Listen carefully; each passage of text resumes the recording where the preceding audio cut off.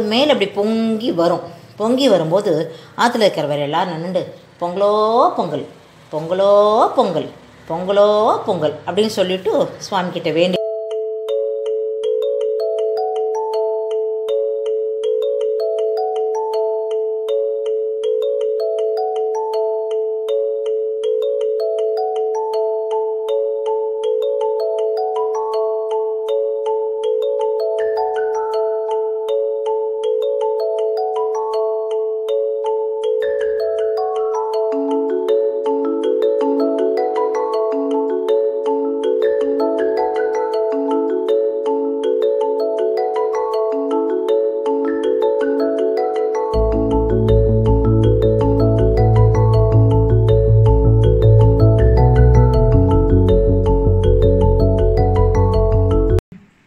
நமஸ்காரம்.